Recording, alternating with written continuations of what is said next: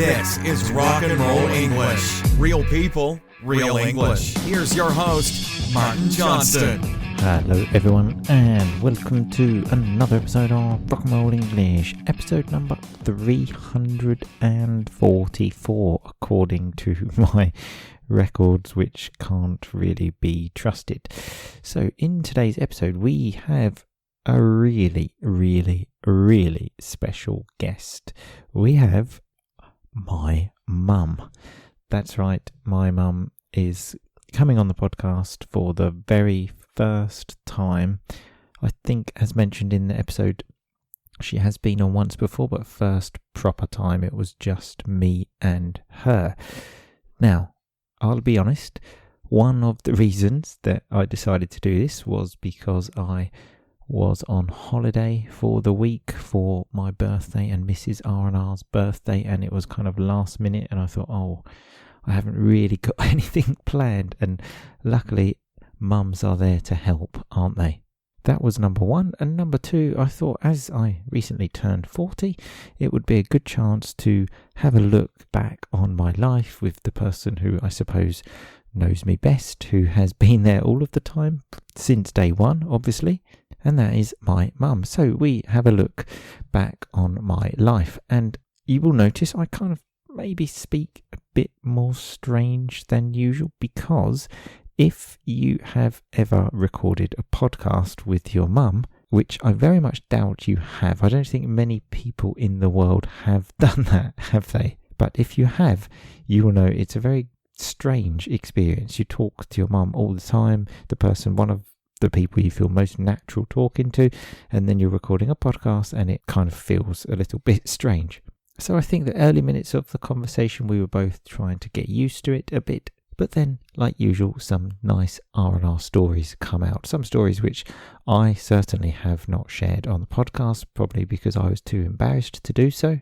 But we talk about things such as a sex education lesson I had when I was 11 years old in school, my mum breaking her ankle, Princess Diana, and lots more. So here is the episode. I will talk to you at the end. Happy listening. All right, Mum, welcome to the podcast. Thank you for having me. Happy to be here. Always. It's the first time you've been on, I think, isn't it? You had the thing for the show 200, but first official podcast, I think. I think you're right, yeah.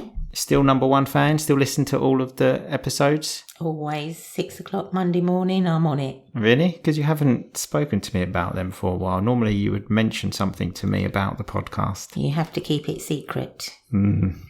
That's why I have the family episodes as well, so you can't listen to them. So, obviously, I recently turned 40. So how does it feel having a 40-year-old youngest son? Because you've obviously got another one who's older. That's right. Yeah, no, it's quite crazy. Makes me realise how old I am. That's what I was thinking, because I remember you turning 40. It doesn't seem like that long ago. Me too. And if I think in the same time I'll be as old as you. Indeed. So that's a bit worrying. Okay, so you've got lots of pictures here from when I was a child, so I thought we could talk about that. Okay? Okay. So there's one when I was born. Auntie says that you were supposed to help her move house that day. Yes, so on that day when you were born, your Auntie Anne, my sister, was moving into a house and we were all going to be helping her, but you came along and obviously we didn't help her. I mean, asking you to help when you were 9 months pregnant, you probably wouldn't have been much help anyway. No, this is true, but I could have done something. Okay, so you got out of that. Yep. Okay, so what was I like as a child? Good child? No sleep, always awake most of the night. Used to put you to bed and eventually get you to sleep, and then half an hour later you'd wake up crying, even climb out of the cot, come down the stairs. Not very good at sleeping, and I think your children are following you. I think that's probably what it is. That's where they get it from, because my children are not very good at sleeping either. So I got here another question, our best holiday. So the first time I think you took me away, you said, don't know how old I was. I don't remember this. You took me to Italy to see your brother who lives in Italy, yeah? Yes. And I remember you telling me you left me with him. Yes. So that particular night, I had got you off to sleep, and my brother said he would look after you because there was a festival in the village, and I went with my sister-in-law, and within an hour, my brother was in the car with you coming to find me. He said he'd had 4 children and none of them had ever cried like you cried. Well, obviously there were no phones, so he couldn't phone you. He had to come and find you. Yes. But thinking about that, you took me to Italy, a place where I'd never been, left me with people I didn't know, even if it was my uncle. So when I woke up with all these strange Italian people, it's no wonder I was going crazy. Well, this is true, but we had been there a week, so it's not like you just met him that day and I left you. You had been there a week, so whatever would have happened, I think you still would have done the same thing. Okay, so what about holidays when I was a kid? Where did we go? I remember we went to Spain. Was it Mallorca? Yes, we went to Mallorca and had a good time there. That was our first holiday abroad. Lots of sunshine, sand castles, swimming, lots of fun there. That I think was definitely. So I must have been to Italy and then obviously to Spain a few years later. That's right, yeah. Okay, so what toys was I into? So in those days it was Thundercats, He-Man. There was a big monster toy, and several times me and your Auntie Anne queued up at Toys R Us in them days all night to make sure we had the right items for your birthdays and Christmas. No ordering off Amazon back then? No ordering. You had to queue up overnight and be first in the toy shop queue. Yeah, I remember, well, not that, but queuing. I remember queuing to go to see Ghostbusters once. Yeah, and we queued up also outside Hamley's, one of the biggest toy shops in England, to get the Ghostbuster car and paid double the price because that's the only place that had any left. Oh, wow. Speaking of cars, I mentioned this once. A memory I have when I was a child is we were getting a new car, and for some reason you told me we were getting the Batmobile from Batman, and then came home with a Ford Escort. It's the same thing. And I was absolutely devastated, and you told me they didn't have any more Batmobiles. So we had the Ford Escort instead. So we had a Ford Escort. But there you go. So what was it like raising 2 boys similar in age? Because obviously less than 2 years between them. Well, me and my brother. Yeah, so very hard, as I was quite young myself. I was only 20 when I had your brother and 21 when I had you. So I was quite young, looking after 2 little boys. Very hard work, as you know now, how hard that work is.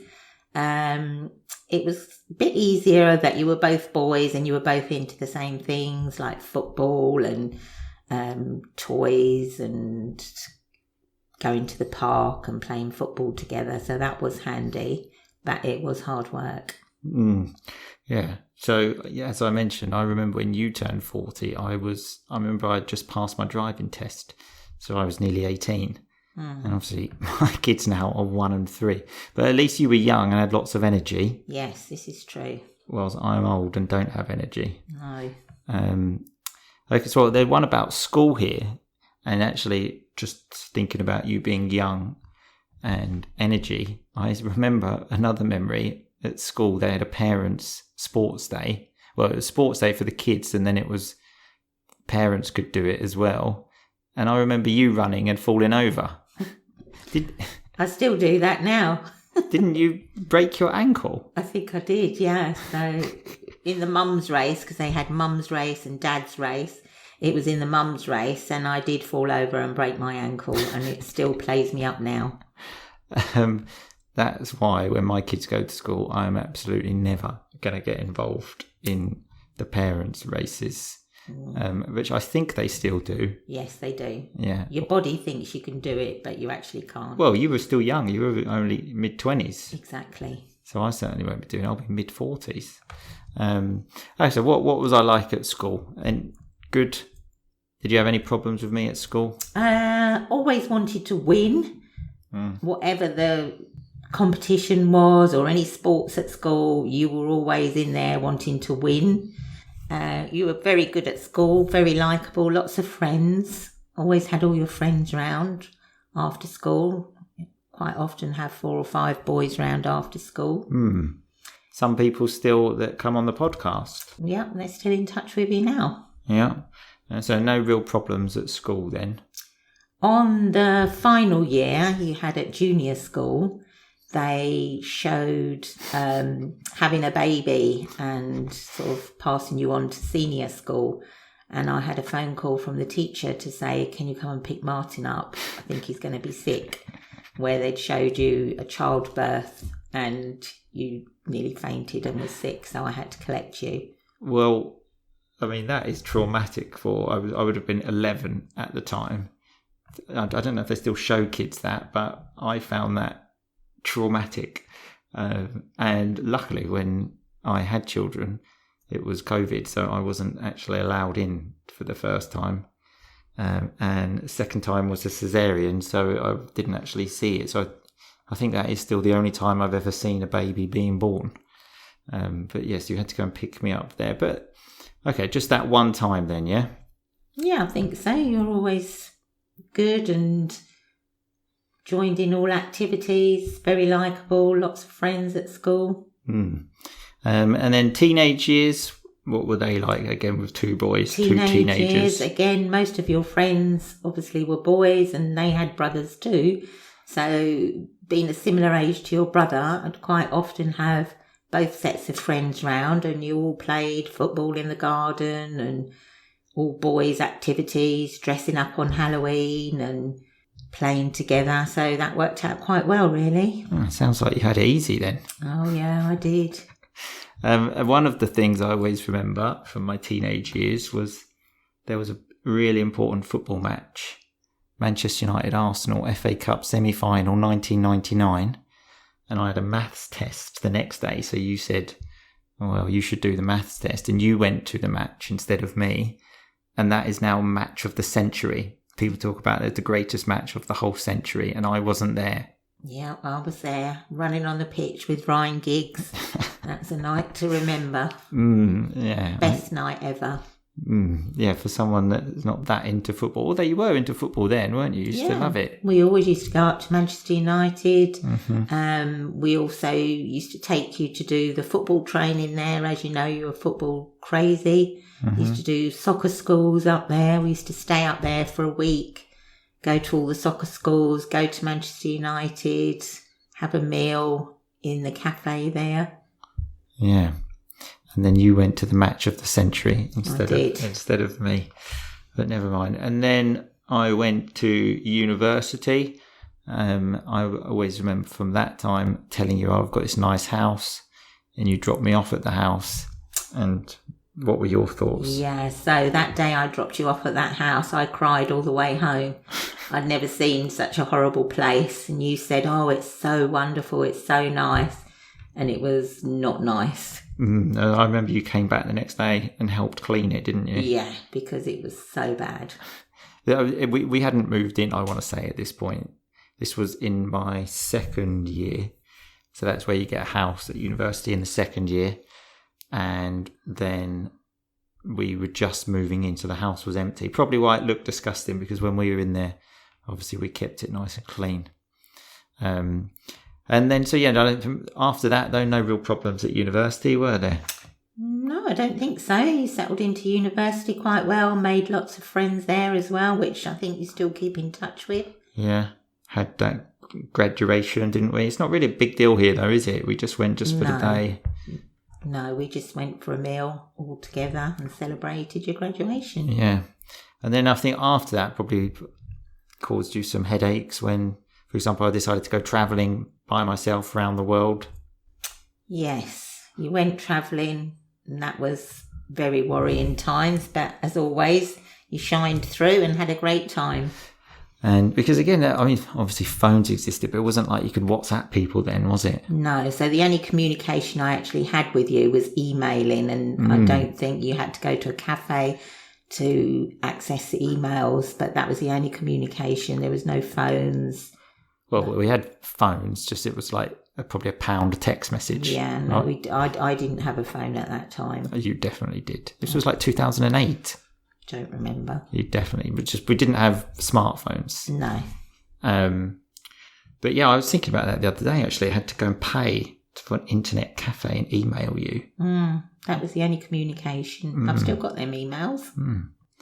And then came home for a bit and got bored again, and then moved to Italy. Yes. So one day you just said, I'm supposed to be Italian. I can't speak Italian. So I'm going to go to Italy and I'm not coming back until I can speak Italian. And that's why I was there 12 years, because it took so long. Well, the plan actually was only to go there for 6 months. But you could have taught me when I was young and you wouldn't have had to do that. Yeah, well, you know the conversation about that. My Italian that I spoke with my parents was the local dialect, which I think you still probably couldn't understand in Italian. It's completely different to the Italian you speak now. Well, I think it would have helped. But in the end, you liked it when I was there. In fact, when I moved back, I think you were the only one that wasn't happy because you liked coming out to see us by the beach. You love coming, and I still go now, even though you're not there. Exactly. I love it. So in the end, that one worked out all well. And then we came home, and that's probably caused you more headaches now. No more relaxing for me. Yeah. And then obviously met Mrs. R&R, got married, and now I'm pretty sure you thought I was never going to get married. No, although I did go and see a fortune teller years before you got married, and she said that you would get married and you would have a family and you would come back to England. So everything she told me actually did come true. I think, did you go to this fortune teller with Corporal Comer's mum? Yes, I did. Yeah. And so it was money well spent then, this fortune teller. Because Corporal Comer's mum, they told her that she would have a little granddaughter and a little grandson, which he has got on the way. And so where did you find this? So let's talk about this fortune teller. How did it go? It was a local beautician's auntie, and she is very good, and she does the palm reading and the cards. It's not actually looking at your hand, and everything she said was very true. Well, you're going to go back again? Have you been back since? She's retired now. That was a long time ago. She's retired? I didn't realise they retire. Her niece did say she does it over the phone, but I'm not sure about that. I don't think I really want to do it over the phone. Right, okay.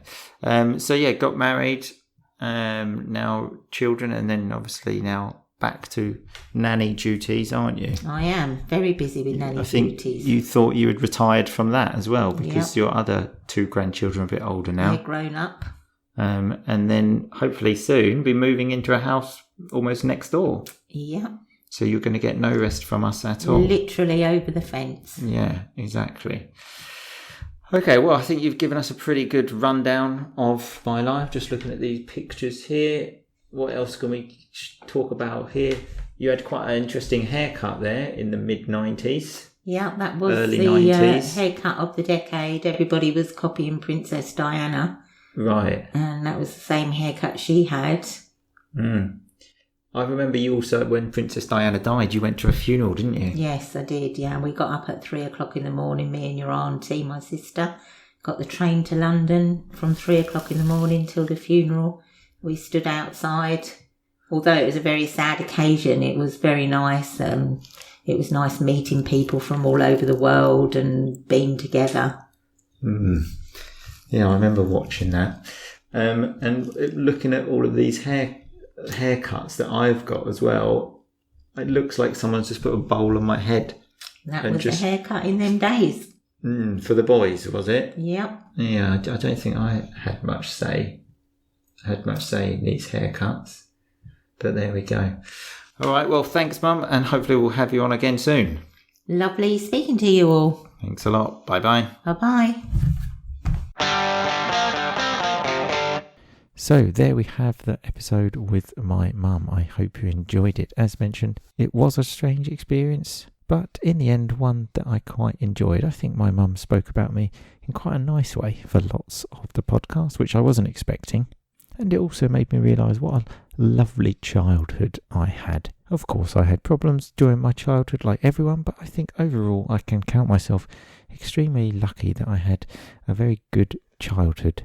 Because as my mum mentioned, she was queuing up for me at 3 o'clock in the morning to buy me some Christmas presents. Things that you don't really appreciate when you're a kid, do you? But when you're a parent, you kind of do realise. But anyway, that's it for today. We're not going to do the vocabulary. It was just a nice conversation to enjoy today. And I'm recording this outro at nearly midnight on Sunday night, all last minute, all rock and roll English style. But that's what it is, isn't it? That is what rock and roll English is. No plan, just doing things that are in our way. So I hope you enjoyed the episode. I will talk to you very soon. But in the meantime, just keep on rocking, baby. Thanks so much for listening to Rock and Roll English. For more great content and to stay up to date, visit rockandrollenglish.com and facebook.com/rockandrollenglish. We'll catch you next time.